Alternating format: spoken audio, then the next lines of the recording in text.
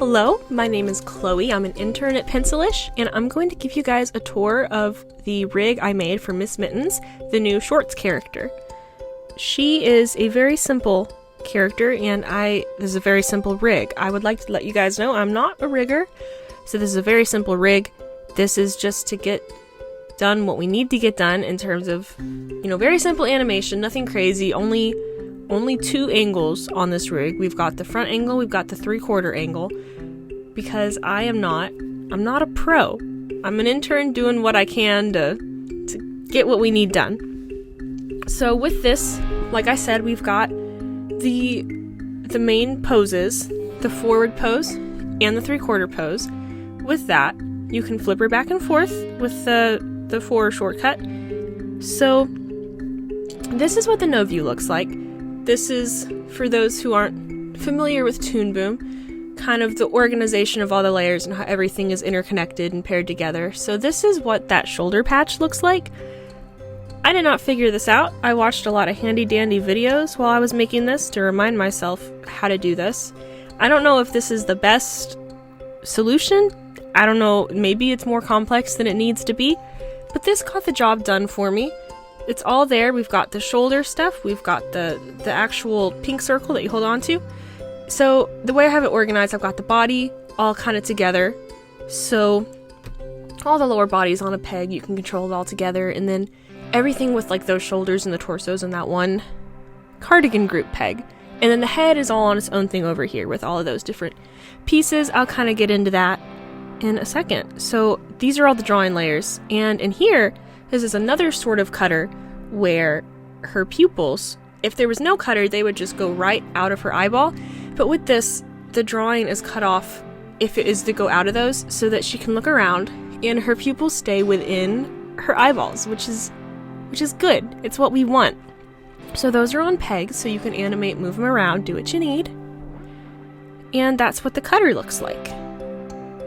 We've also got some of these different pegs, so like I got the eyebrows together, I got the mouth, all of those go into one face peg. And the reason I do that, I'll show you the face wipe first. So basically the idea here is because she's a very simple rig, it's difficult to have her do like head angles, like looking up or looking down, because there's only the face forward drawing. But because I have her face on a peg and her face, like the white of her face on a peg, you can move those around, and it gives like the illusion that her head is tilted upwards, even though it's the same head drawing and things are just rearranged. So that is a simple solution for getting a rig to look up and down without having to do like crazy new drawing exposures or something that's way too complex for me to have done in the time that I had to make this rig. But with that, she's looking up and down. It's working. And another thing that, as I said, I'm not an experienced rigger, so like something that I should have done and I forgot is her ears. The illusion is better when she looks down if the ears come in front, because her forehead should be moving down, her ears should be moving down. So I'm gonna do a quick little fix where I bring the ear forward, and then if I just cut off that bottom part that's usually behind her head, and I made a copy of this drawing, so this isn't the original ear, this is a new drawing technically, but when I bring it forward like that, that's how she's able to change the angle of her head. We also have just some simple pegs, moving away from all of like the patches and weird configurations, and then the next peg is her whole upper body, so moving from her waist. We've also got arm peg, move her arms. So you see, it's very, the way that Toon Boom rigs work is it's like those little paper puppet things you would make as a kid that have like the little joints and you pose them around. It's basically just that. So here we've got some drawing substitutions so that her hands can be, instead of rigging hands, we just have drawing substitutions. That's simpler, it makes more sense, and if you need her hand to do something else, just make a new substitution, draw it. Same goes with the mouth. That's how we do the lip sync, is you can see I've got letters next to all of these shapes, so it's kind of saying like, oh, that mouth, if you want her to make an S sound, then her mouth's gonna look like that to kind of help you pose it out. We've got it for the front view, we've got it for the 3/4 view. So the mouth substitutions are how we do that dialogue. We also, on her arm, have these things called deformers, where you're able to move it around a little more. You're actually manipulating the drawing itself instead of just moving the drawing. So with this, she's got a little joint at her elbow. But the thing with some deformers is you really can't move them too far because it's very easy to break on something as simple as this, because these deformers are not very advanced. They're very, very simple. So same goes with the tail here. We've got it on a peg. She can move it around all she needs. And it also has some deformers to kind of move it around, curve it around. But because of the way the drawing is, you can only push it so far without having to draw a totally new tail. Like, these aren't foolproof, you know? You can really see how the line art starts to overlap because it's gone too far. It's been pushed too far. So in times like that, it's better to just make a new drawing. But for something quick and simple, and if you want it, if you can get it to look good, just mess with the deformer a little. It's a lot faster. And so you can see that's kind of how we start to get her moving, with just those simple poses and things. We also, if I want her to blink, we've got drawing substitutions, and because of the cutter that we have on those eyes, because there's no color layer for the pupils to appear on, they don't show up when her eyes are closed. Her ears can move, they got pegs there.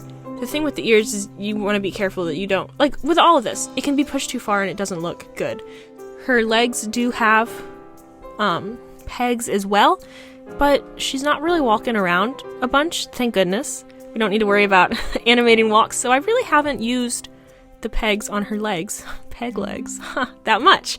Her skirt, not only does it have a peg, but it's also got a deformer, and so if you want it to sway, that's a great way to manipulate the drawing to get that motion in there. And so you can see when I go through the timeline, it sways. It's a fun little back and forth sort of thing that works pretty nicely. Oh, one more fun deformer actually. Yeah. I also gave her these deformers on her eyeballs that I think are pretty fun. As I have said this whole video, it can be pushed too far, you know, it can be broken. And the thing with deformers like these is it can be easy to push it so far that it no longer feels on model. Even though it's the same drawing, you want to make sure that her eyes still feel like the right size, the right shape. Because these deformers, you can really push it. It can be crazy if you want it to, and that's not what her eyes should look like, but it has those capabilities. So a lot of these deformers and pegs, you need to, like with any rig, no matter how advanced the rig is, you can always break it if you push it too far, you know? So just being aware of the limitations of the rig and knowing what the character should look like and how the character should feel really helps you pose it well and get it animating and emoting well. Another fun thing is with the peg on the pupils, not only can you move them around, but you can resize them. So if you really want to push those emotions, those small pupils really bring a whole different feel to the expression. She looks a little crazy right now.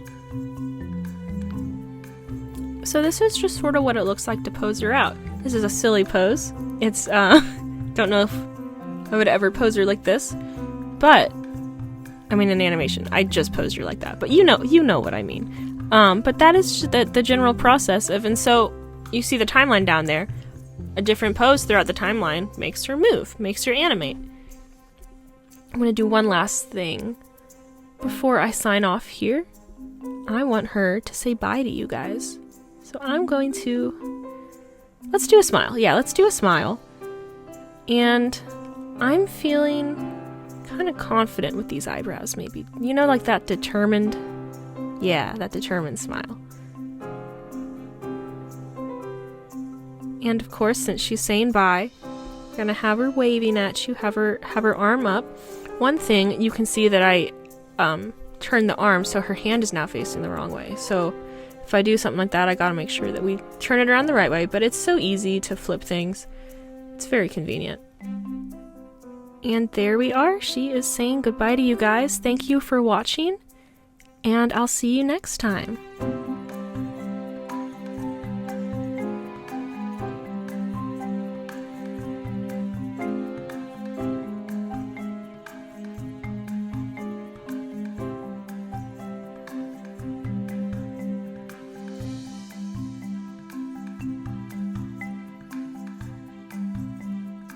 If you like what you just saw, please consider subscribing to our YouTube channel, Pencilish Studios.